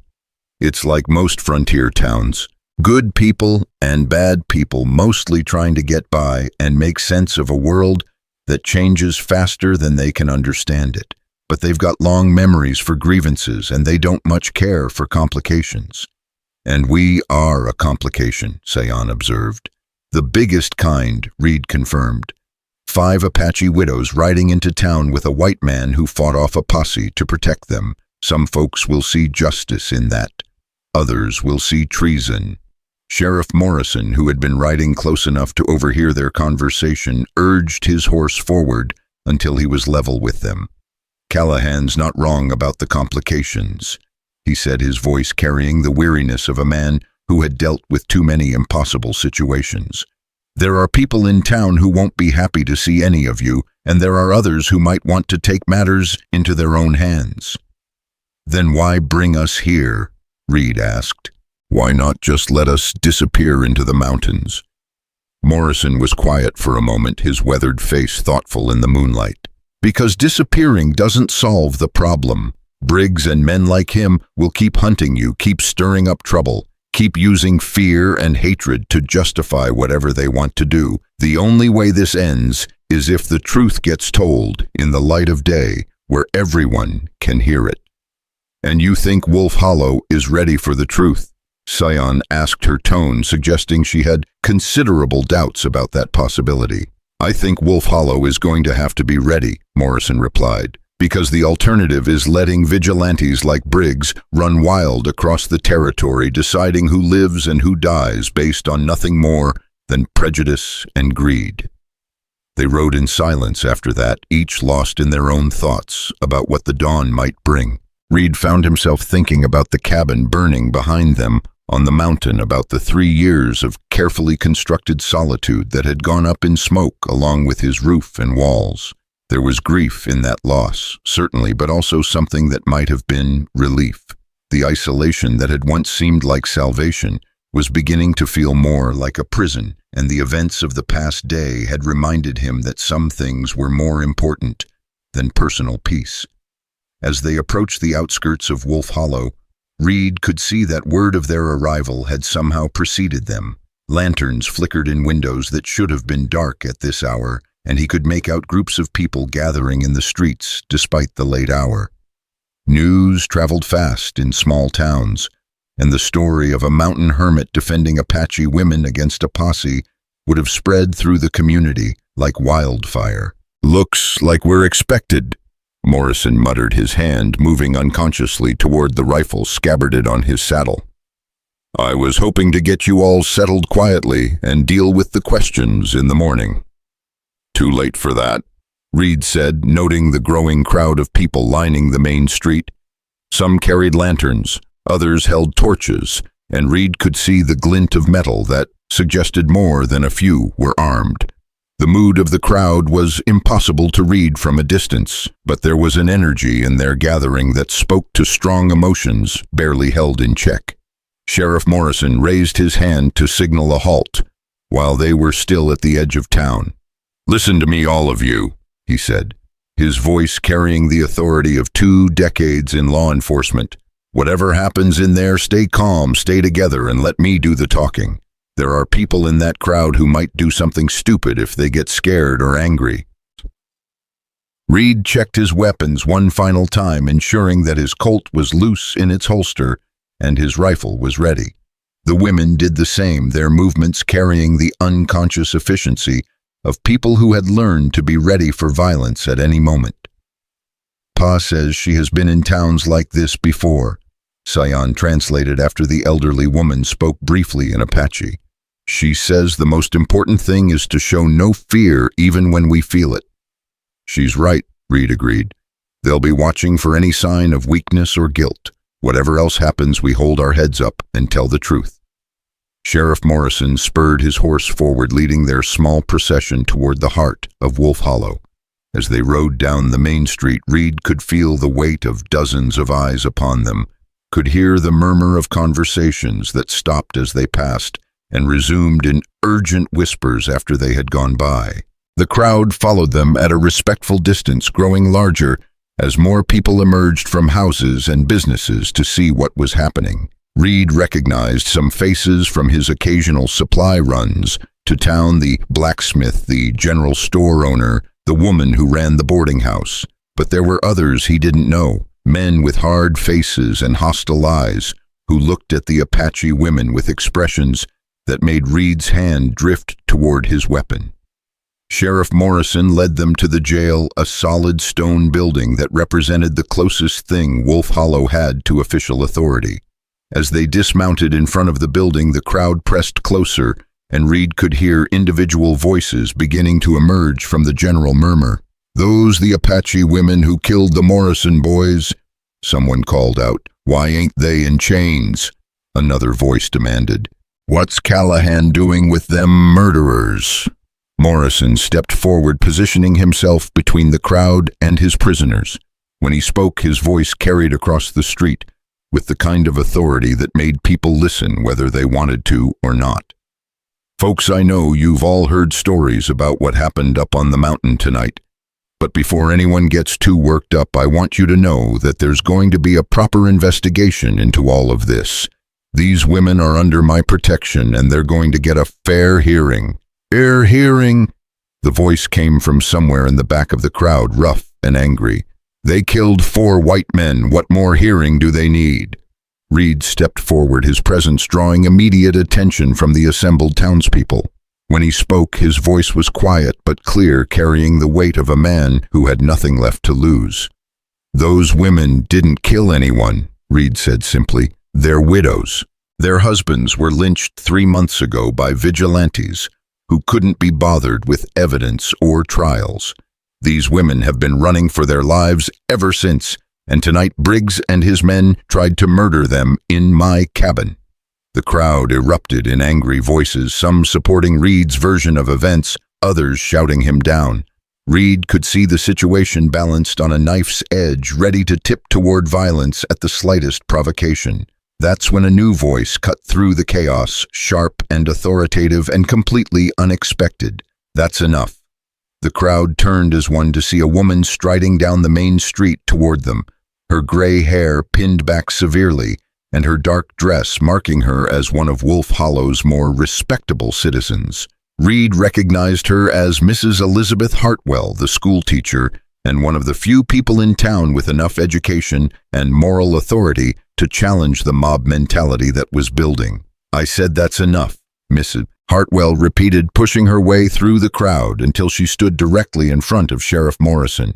"What kind of civilized community gathers in the street at midnight to threaten women who are under the protection of the law?" "Begging your pardon, Mrs. Hartwell," said a man Reed recognized as the town's mayor, "but these ain't ordinary women. These are Apache savages who are human beings entitled to the same legal protections as anyone else in this territory."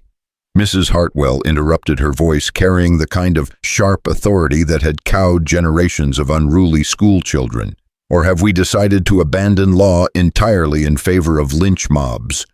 The word lynch hung in the air like a physical presence, reminding everyone present of recent events that the town would have preferred to forget. Reed could see some faces in the crowd flush with shame or anger, while others nodded in agreement with the school teacher's words. Sheriff Morrison seized the moment to regain control of the situation. "Mrs. Hartwell is right," he said firmly. "This is still a territory governed by law, not mob rule. These women will be held safely until a proper investigation can be conducted. Anyone who interferes with that process will answer to me personally." The crowd began to disperse gradually, though many people lingered in small groups, continuing their heated conversations in lowered voices. Reed could see that the immediate crisis had passed, but the underlying tensions remained as volatile as ever. As Morrison led them into the jail, Reed found himself walking beside Mrs. Hartwell, who had apparently decided to involve herself in their situation. "Thank you," he said quietly. "That could have gotten ugly fast." Mrs. Hartwell looked at him with sharp blue eyes that seemed to see everything. "Mr. Callahan, I've heard stories about you over the years. They say you used to work with Apache tribes, that you spoke their languages and understood their ways." "I did," Reed confirmed, wondering where this conversation was leading. "Then you know these women better than most people in this town ever could. Tell me honestly, are they guilty of the crimes they're accused of?" Reed looked at Sayon, who was watching their conversation with careful attention despite the language barrier. In her dark eyes, he saw the same strength and dignity that had first compelled him to open his cabin door to 5 desperate strangers. "They're guilty of surviving," Reed said simply. "They're guilty of refusing to accept injustice quietly. But murder, no. They're victims, not criminals." Mrs. Hartwell nodded as if his answer confirmed something she had already suspected. "Then they'll need legal representation, someone who can make sure their story gets told properly." "The territory doesn't provide lawyers for Apache defendants," Morrison said, overhearing their conversation. "Most of the time, cases like this never make it to trial anyway." "Then we'll have to make sure this case is different," Mrs. Hartwell replied with the kind of quiet determination that Reed was beginning to recognize as characteristic of the woman. "I'll send a wire to Denver in the morning. There are lawyers there who specialize in territorial law and civil rights." Reed felt a surge of hope that he hadn't expected. For the first time since this crisis began, it seemed possible that justice might actually prevail over prejudice and fear. Sheriff Morrison showed them to the back of the jail, where a large cell had been set up with cots and basic amenities. It wasn't comfortable, but it was clean and secure, offering protection from both the elements and the hostile crowd outside. "I know this isn't ideal," Morrison said, as the women settled themselves as best they could in their temporary quarters. "But it's the safest place in town until we can sort all this out." "How long will that take?" Sayon asked, her English carrying only the faintest trace of accent. Despite the stress of their situation, Morrison shrugged honestly. "Could be days, could be weeks, Depends on how quickly we can get a territorial judge here and how complicated the legal questions turn out to be. As the night wore on, Reed found himself sitting on a chair outside the women's cell, unwilling to leave them alone, despite Morrison's assurances of their safety. The jail was quiet except for the occasional sound of voices from the street outside, where groups of townspeople continued to debate the events of the evening. "You should sleep," Sion said softly from her cot near the cell bars. "You have done enough for us already." Reed shook his head. "I'm not going anywhere. Not until this is settled." "Why?" The question came from Tala, the youngest of the women who had been largely silent since their arrival in town. When Reed looked at her, he saw genuine curiosity in her dark eyes, a desire to understand what motivated a white man to risk everything for Apache widows he barely knew. Reed thought about her question, searching for words that could explain motivations. He wasn't entirely sure he understood himself. "Because it's the right thing to do," he said finally. "Because justice shouldn't depend on the color of your skin or the language you speak. Because—" He paused, looking at each of their faces in the dim lamplight. "Because you're not just Apache women to me. You're people who needed help, and I was in a position to give it." Sion studied his face through the bars, her expression thoughtful. "There is more to it than that, I think." Reed met her gaze, seeing in her dark eyes a perception that seemed to look directly into his soul. "Maybe there is. Maybe I'm tired of running away from the world's problems.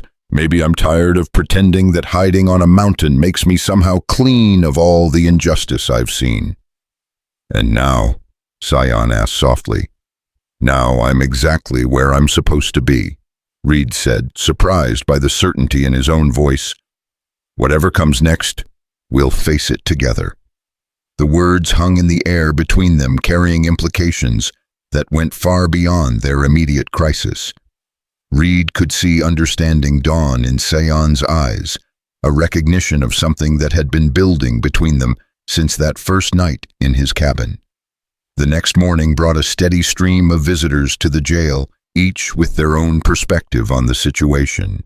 Mrs. Hartwell returned with news that she had successfully contacted a lawyer in Denver who specialized in territorial civil rights cases. The town's minister, Reverend Thompson, came to offer spiritual comfort and to express his belief that all people deserved compassion and justice regardless of their race or circumstances. But there were others too, men with hard faces and hostile eyes who demanded that Morrison turn the women over to them for frontier justice.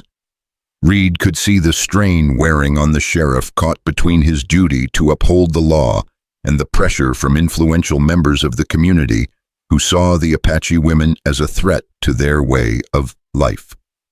The breakthrough came on the third day, when a rider arrived from the territorial capital carrying documents that would change everything.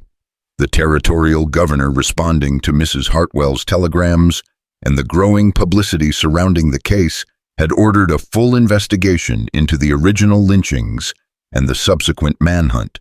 More importantly, he had appointed a special prosecutor to handle the case, a man with a reputation for integrity and a commitment to equal justice under the law. The appointment effectively removed the case from local control, ensuring that it would be decided based on evidence and legal precedent rather than community prejudice. "What does this mean for us?" Sion asked when Morrison explained the developments. "It means you'll get a real trial," Morrison replied, "with real lawyers, real evidence, and a real chance at justice." Reed felt something loosen in his chest, a tension he hadn't realized he'd been carrying.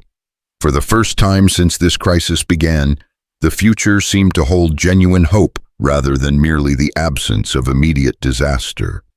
The trial, when it finally convened 6 weeks later, became one of the most closely watched legal proceedings in the territory's history. Reporters came from Denver and even San Francisco, drawn by the unusual circumstances and the broader questions about justice and civil rights that the case represented. The special prosecutor, a man named James Crawford, proved to be everything Mrs. Hartwell had hoped for and more. He methodically dismantled the case against the Apache women, demonstrating through witness testimony and physical evidence that they had been nowhere near the scene when the alleged cattle theft occurred. More damning still, he proved that Briggs and his associates had been operating without any legal authority whatsoever, conducting what amounted to a private war against innocent civilians. Reed testified for 2 full days, describing everything from that first night when the women had sought shelter at his cabin to the final confrontation that had brought them all to Wolf Hollow. His words carried the weight of absolute conviction, the testimony of a man who had staked his life on his beliefs and found them vindicated. But it was Sion's testimony that proved most compelling. Speaking in clear, precise English, she told the story of 5 women who had lost everything to hatred and violence, who had been forced to flee across hundreds of miles of hostile territory for the crime of surviving their husbands' murders. Her dignity in the face of hostile questioning, her refusal to be intimidated by lawyers trying to break her story, won over even some of the skeptics in the courtroom. The verdict, when it came, was swift and decisive. Not guilty on all charges. More than that, the judge issued a formal censure of the vigilante actions that had created the crisis in the first place, establishing legal precedent that would protect other Apache families from similar persecution. As they walked out of the courtroom into the bright Colorado sunshine, Reed felt Sion's hand slip into his, her fingers intertwining with his own. Around them, the crowd of spectators and reporters created a chaos of voices and questions, but Reed barely heard them. All his attention was focused on the woman beside him, on the future they could now build together without fear. "So what happens now?" Sion asked, her voice carrying a lightness that Reed hadn't heard since that first night in his cabin. Reed looked at the 5 women who had transformed his life, seeing in their faces the same hope and determination that had kept them alive through months of hardship and danger. "Now we go home," he said simply. "Home." Reed smiled, thinking of the land he owned on the mountain of the cabin that would need to be rebuilt, of the life that could be constructed from the ashes of the old one. "My mountain, our mountain if you'll have it." The answer was in Sion's eyes before she spoke, in the way her hand tightened in his, in the smiles that spread across the faces of the other 4 women as they understood what was being offered. "Yes," Sion said simply, "we will have it." 6 months later, Reed stood on the porch of the new cabin he had built, with the help of his 5 companions, watching the sun set over the Colorado Rockies. The structure was larger than his old dwelling, designed to accommodate 6 people who had chosen to make their lives together in the high country. Sion emerged from the cabin carrying 2 cups of coffee, settling beside Reed on the bench he had built overlooking the valley. Her movements were slower now, more careful, protecting the new life growing within her that represented the future they were building together. "Do you ever regret it?" she asked, handing him one of the cups. "Giving up your solitude for all this complexity?" Reed considered the question, looking out over the land they now shared with Pa's vegetable garden, Kaya's horse corral, Nolly's herb-gathering areas, and Tala's target practice range. The mountain that had once echoed only with his own footsteps now rang with conversation, laughter, and the sounds of people building a life together. "No," Reed said, meaning it completely. "I thought I wanted to be alone, but what I really wanted was to be home. It just took me a while to understand the difference." Sion smiled, leaning against his shoulder as they watched the last light fade from the western peaks. Below them in the valley, the lights of Wolf Hollow twinkled peacefully, no longer a symbol of threat, but simply another part of the world they had chosen to engage with rather than flee from. "Reed," Sion said softly, her hand resting on the gentle curve of her belly. "What should we name our child?" Reed thought about the question, about the blending of 2 worlds that their child would represent, about the future that stretched ahead of them, full of possibility and promise. "Hope," Reed said finally. "I think we should name our child Hope." As the stars emerged in the clear mountain sky above them, Reed Callahan understood that the lonely cowboy who had once lived in bitter isolation on this peak was gone forever. In his place sat a man surrounded by family, awaiting the birth of his first child, looking forward to whatever tomorrow might bring. The 5 Apache widows who had begged for shelter at his door had given him far more than he had ever given them. They had given him back his humanity, his purpose, and his future. And that Reed thought as Sayon's head settled against his shoulder was more than any man had a right to ask for from this life.